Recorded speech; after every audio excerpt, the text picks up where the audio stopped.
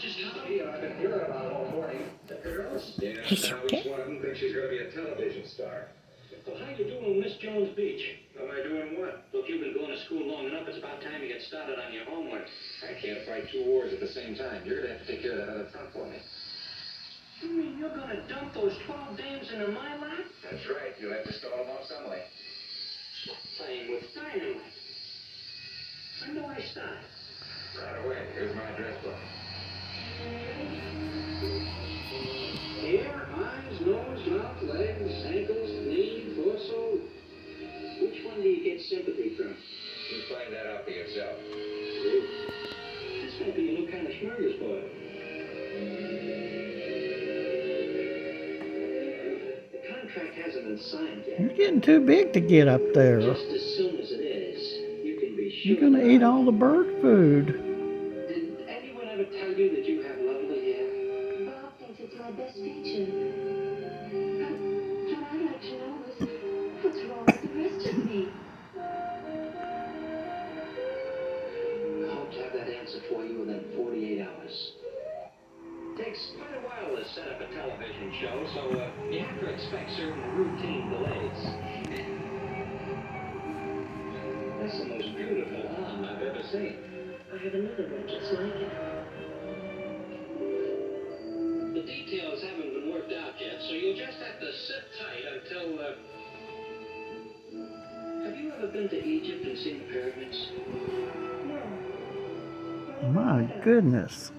Of course, we have no assurance that the sponsor won't back out, but I'm pretty confident that... I suppose everybody admires your legs. Just men. I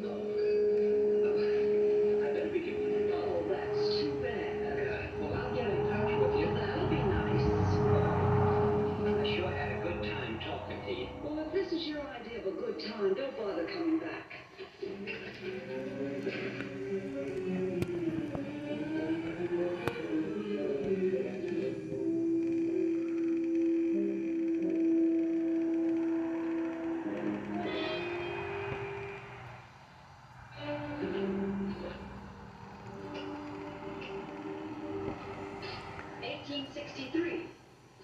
That was the date of the emancipation. Now, I didn't put that out there for you. of the slaves. Can anyone tell me who was the author of the Emancipation Proclamation? Mr. Schwartz. Lincoln. That is correct, Mr. Schwartz. Only it's I guess you're not gonna leave any for the birds. What the language? Lincoln with an L, knife with a K, psychology with a P. Mr. Benerick, He's fine. I do wish you'd pay more attention, Mr. Benerick. Excuse please, Miss Nelson, I was night training. Did you study the lesson for tonight? Oh, forward and backwards and backwards and forwards. Then perhaps you could tell me a simple thing like who were the opposing sides in the Civil War. Sure that it's the Yankees? I appreciate your eagerness, Mr. Callahan, but I'm asking Mr. Benerick the question. The Yankees and who, Mr. Benerick? And the Dodgers. Mr. Benerick. You smell? Decidedly not. Just goes to show. Can't believe what you read in the newspaper. I think the rest of the class knows perfectly well that it was the Yankees from the north and the Confederates from the south. Now, I'm going to give you 2 minutes, during which time you'll please write on your papers all of the generals of the Civil War that you can think of, both north and south. Ready? Begin.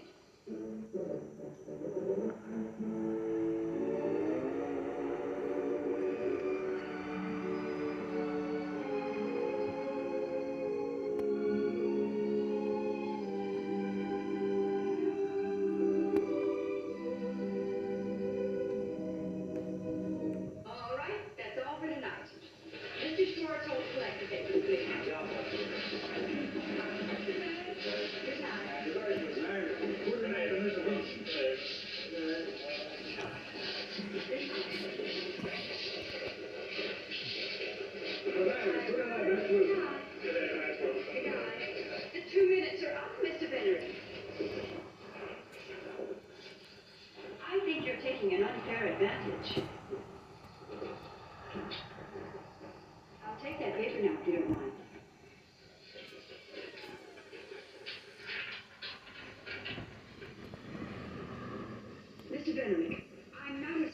General. I asked you to list the Civil War generals. Why didn't you? Excuse, please. But they are so dead, and you are so alive. I don't know what I'm going to do with you. You're not a child. I can't ask you to stay after school. Oh, yes, you can. Try it. Well, I'm going home.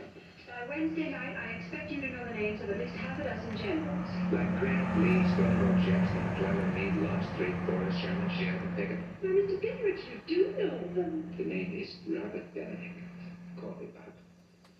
And the president from the Confederacy was Jefferson Davis. The vice president, Judah Benjamin. In Lincoln's cabinet was Stanton, Stewart, Chase. Now, Mr. Benedict, you know all about the Civil War. Miss Wilson. 6 times already I see Gone with the Wind. Well, I'm going now. They're expecting me home. Good night. And the president's from America in the order to address Washington, Johnny. And then in the year 1803, we bought from France the Louisiana Purchase. Very smart deal. Goodbye. And then? Really, you amaze me. You know all about American history. Oh, don't get me started on poetry and things like that. Me and Shakespeare like Price. I'm really very impressed, Mr. Benedict. What? I'm very impressed, Bob. I was just thinking, maybe some night I could call you and we could go out and have a bite and talk intellectual. Well, I'd love to. Glad to meet you. Well, good night. Good night. Parting is such sweet sound that I shall say good night to living well. Wonderful. How did you know I love quotations so? Sleep dwell upon mine eyes. Peace in my breast. Would I were sleep in peace. So sweet to rest. Excellent. Then I call you on the telephone. What a language.